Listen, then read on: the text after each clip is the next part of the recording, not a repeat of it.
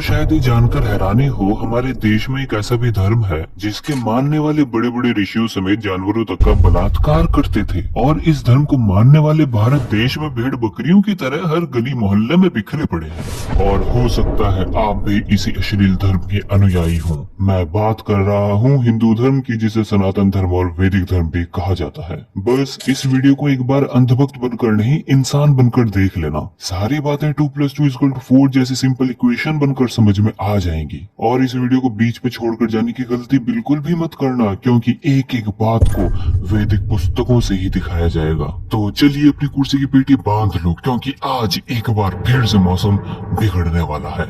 मनुस्मृति का सबसे पुराना भाष्य है मेधातिथि भाष्य, इसीलिए ये भाष्य सबसे ज्यादा ऑथेंटिक है। इनफैक्ट आर्य समाजी लोग भी मनुस्मृति को समझने के लिए इसी भाष्य का उपयोग करते हैं। इसके सेकंड वॉल्यूम को हम देखेंगे, जिसके संपादक हैं केशव किशोर कश्यप जी और हिंदी टीकाकार हैं पंडित श्री हरगोविंद शास्त्री जी। इस मनुस्मृति के अध्याय 11 श्लोक 172 में साफ साफ लिखा है कि अमानुषी गाय को छोड़कर घोड़ी, बकरी, भेड़ आदि, रजस्वला स्त्री, अयोनि, मुख, गुदा आदि तथा पानी में वीर्यपात करके पुरुष को कच्छ सांतपन व्रत करना चाहिए। मतलब कि गाय को छोड़कर जितने भी पशु हैं, घोड़ी, बकरी, भेड़ आदि, इनके साथ कच्छ सांतपन व्रत करके सेक्स कर लो। इस व्रत के बारे में बाद में बताऊंगा, पहले एक और खास पॉइंट की तरफ आप लोगों की अटेंशन ले जाना चाहूंगा। यहाँ रजस्वला स्त्री भी लिखा है, मतलब कि वो औरत जिसके पीरियड्स चल रहे हो, तो इसके मुंह और गुदा में भी आप कच्छ सांतपन व्रत करके अपना लिंग डाल सकते हो। सिंपल शब्दों में, जिस औरत के पीरियड्स चल रहे हो उसके साथ आप ऑरल सेक्स और अनाल सेक्स भी कर सकते हो।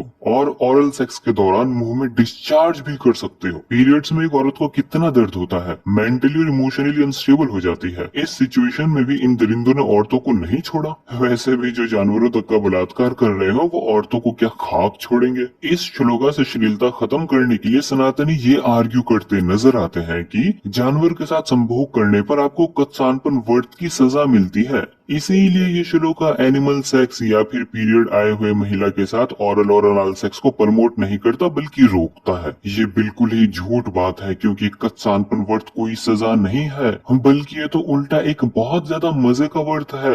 इसका वर्णन आपको इसी मनुस्मृति के अध्याय 11 श्लोका 211 में देखने को मिल जाता है। लिखा है कि गोमूत्र, गोबर, दूध, घी, दही और कुशा का जल, इनमें से प्रत्येक को एक एक दिन भोजन करें। इस प्रकार 6 दिन उन्हें भोजन कर 7वें दिन उपवास करें। यह कत्सानपन व्रत कहा गया है। बेसिकली इस व्रत में एक दिन गाय का मूत्र पीना है, अगले दिन उसका गोबर खाना है, फिर एक एक दिन दूध, घी, दही और कुशा का जल पीना है और 7वें दिन उपवास करना है। तो ये जानवरों से सेक्स करने वाला व्रत कंप्लीट हो जाएगा। अब जरा मुझे बताओ, गाय का दूध पीना, उसके दूध से बनी दही खाना, कुशा का जल पीना किस एंगल से सजा है भाई? और जो गोमूत्र और गोबर को खाने पीने को कहा गया है, ये हमारे लिए तो बहुत बड़ी सजा हो सकती है, लेकिन पूरी दुनिया जानती है सनातनियों के लिए यह एक पुण्य का काम है। इसीलिए डेली ये लोग इन दोनों बेहुदा चीजों का स्वेच्छा से सेवन करते हैं। इन शॉर्ट, कच्छ सांतपन व्रत किसी भी एंगल से कोई सजा नहीं है। सजा तब होती अगर जानवर के साथ संभोग करने वाला अथवा रजस्वला स्त्री संग ऑरल और अनाल सेक्स करने वाले के कान में लोहा पिघला के डाला जाता। ठीक वैसे ही जैसे शूद्र व्यक्ति के साथ किया जाता था।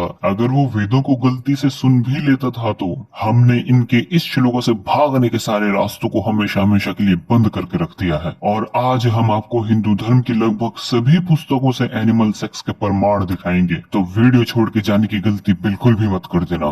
मनुस्मृति से ही एक और जानवर से संभोग के साक्ष्य को दिखाता हूँ, फिर उसके बाद हम कलयुग की लॉ बुक पराशर स्मृति को देखेंगे। तो ये मनुस्मृति का अध्याय 10 के श्लोक 72 में है। बाय द वे, इस श्लोका में एक प्रश्न का उत्तर दिया गया है। प्रश्न ये था कि यदि ऊंची जाति का आदमी का वीर्य नीची जाति की स्त्री में जाए तो उससे उत्पन्न पुत्र की जाति क्या होगी? इसके उत्तर में श्लोका में लिखा है कि जिस कारण बीज यानी वीर्य के प्रभाव से तिर्यक योनि, हरिणी आदि यानी हिरण आदि में उत्पन्न पवित्रता से ऋषि नमस्कार आदि के योग्य होने से पूजित तथा ज्ञान प्राप्ति करने से श्रेष्ठ हुए, इस कारण बीज यानी वीर्य ही श्रेष्ठ माना जाता है। आसान भाषा में समझाऊं तो यहाँ लिखा है, जैसे हिरण की योनि से बड़े बड़े पूजित तथा ज्ञानी ऋषि पैदा हुए क्योंकि हिरण की योनि में ऊंची जाति के आदमी का वीर्य था, ठीक इसी प्रकार से नीची जाति की स्त्री की योनि से पैदा हुआ बच्चा भी ऊंची जाति का होगा अगर उस नीची जाति स्त्री के अंदर ऊंची जाति के आदमी का वीर्य हुआ, क्योंकि ये मैटर नहीं करता कि योनि किसकी है, चाहे जानवर की हो या नीची जाति स्त्री की, वीर्य श्रेष्ठ माना जाता है।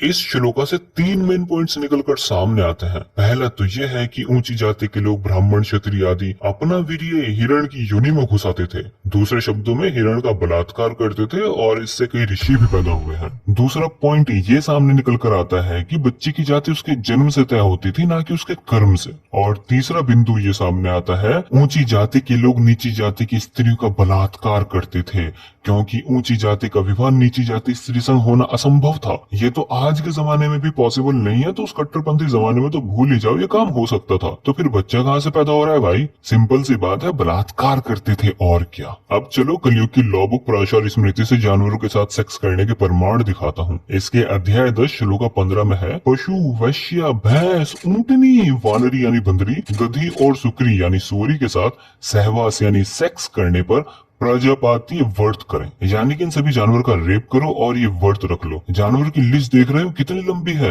अभी तो इनके राम की माता ने भी किसी जानवर संग रातें रंगीन की थी, वो भी बताऊंगा, लेकिन उससे पहले इसी बुक के अगले श्लोका को देखो। लिखा है कि गाय, जिसे सनातनी आजकल अपनी माता समझते हैं, उसी गाय के बारे में लिखा है। गाय के साथ यौनाचार करने वाला त्रिरात्र व्रत करके एक गाय दक्षिणा में दे, यानी गाय के साथ सेक्स करे और 3 रातों वाला व्रत करे और एक गाय डोनेट कर दे। और भैंस, ऊंटनी तथा गधी के साथ यदि वैसा करे, यानी गाय को छोड़कर दूसरे जानवरों के साथ सेक्स करे, तो 1 रात का उपवास करे और एक गाय दक्षिणा में दे, यानी गाय का बलात्कार करने पर 3 रात का उपवास और दूसरे जानवर का बलात्कार करने पर 1 रात का उपवास। बेचारे जानवरों में भी भेदभाव।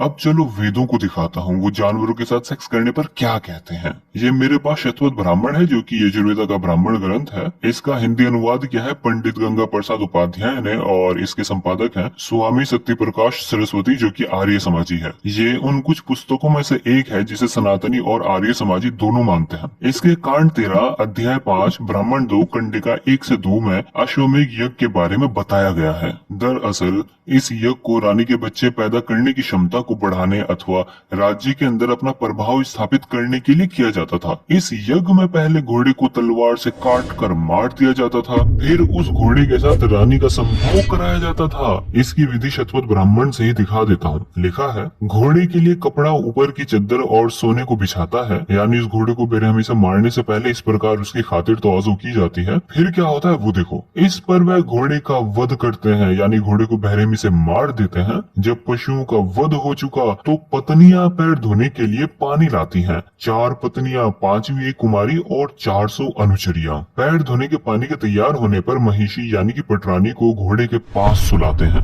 और चद्दर से ढक देते हैं। स्वर्ग लोक में तुम अपने को ढक लो, ऐसा कहकर। अब जरा ध्यान से देखना, स्वर्ग लोक कहा किसे गया है? जहाँ पशु का वध करते हैं वही स्वर्ग लोक है, यानी जहाँ घोड़ों का कत्ल किया गया था वही जगह स्वर्ग लोक है। आगे लिखा है कि अश्व के शिश्न यानी घोड़े के लिंग को महिषी उपस्थ में रखती है और मिथुन यानी सेक्स की पूर्ति के लिए कहती है। वर्षवाजी रेतोधा रेतो दधातु, अर्थात वीर्य सींचने वाला वीर्य धारण करावे, यानी कि महिषी इस मंत्र का जाप करते हुए उस घोड़े के लिंग को अपने अंदर धारण कर लेती है। इस श्लोका से 4 पत्नियां, हजारों दासियां, पशु हत्या और जानवरों से सेक्स करना साबित हुआ। और यही वो यज्ञ था जिसे राम के पिता दशरथ ने भी कराया था और पटरानी के रूप में राम की माँ कौशल्या ने घोड़े संग रात बिताई थी। आए हाय।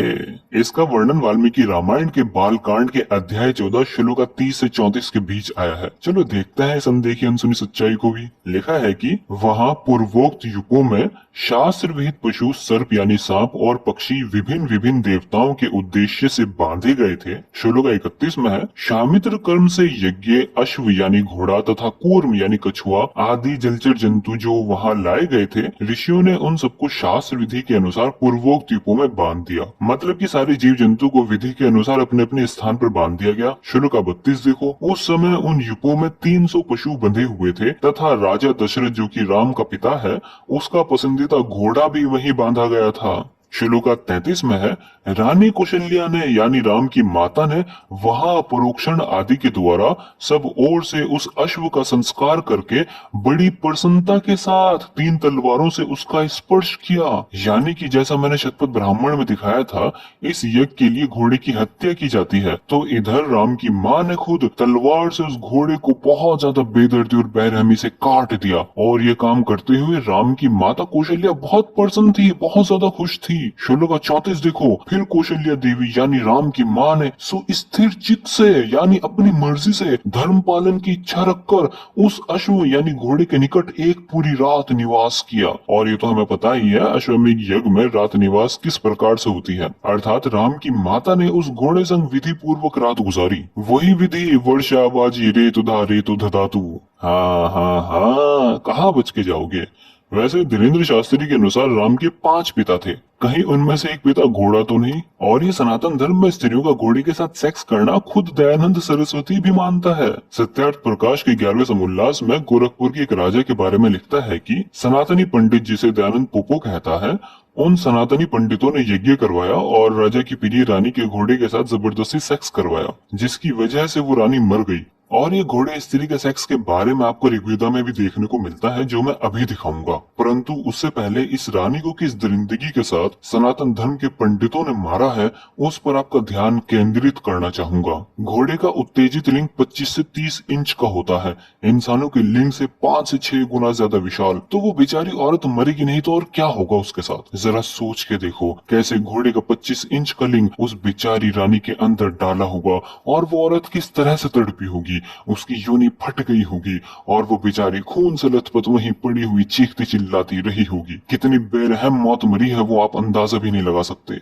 ये है सनातन धर्म। स्त्रियों के शोषण पर तो मैं हजारों वीडियो बना सकता हूँ। बस इतना कहना चाहूंगा, दुनिया का सबसे अमानवीय, क्रूर, निर्लज अगर किसी धर्म की प्रथाएं हैं तो वो सनातन धर्म है। अब चलो सनातन धर्म की सबसे सेक्रेड बुक से जानवरों के साथ सेक्स दिखाता हूँ। ऋग्वेद का ये मेरे पास साइण भाष्य, इसके मंडल 10 सूक्त 17 मंत्र 1 से 2 में है। सरणियों का विवाह जब सूर्य से होने वाला था, तब उसे घोड़ी के रूप में छिपाकर उसकी जगह दूसरी स्त्री को सूर्य के पास भेजा गया। सरणियों गर्भवती हो गई और 2 जुड़वा बच्चों को जन्म दिया। जाहिर है जब घोड़ी के रूप में छिपाया था तो घोड़े के तबेले ही में छिपाया गया होगा और किसी घोड़े के साथ संभोग होने पर वो गर्भवती हो गई होगी। हजारों की क्वांटिटी में एनिमल सेक्स के श्लोक भरे पड़े हैं, एक वीडियो में कितने ही दिखा सकता हूँ, इसीलिए हर बुक से 1-2 श्लोक ही दिखा रहा हूँ ताकि कोई ये न कह सके उस किताब का तो बताया नहीं, हम तो उस पुस्तक को मानते हैं। चलो महाभारत की तरफ ले चलता हूँ। महाभारत के आदि पर्व के अध्याय 107 में है, राजा पांडु शिकार के लिए निकलता है और वो एक मिर्ग और मिर्गी यानी हिरण और हिरणी को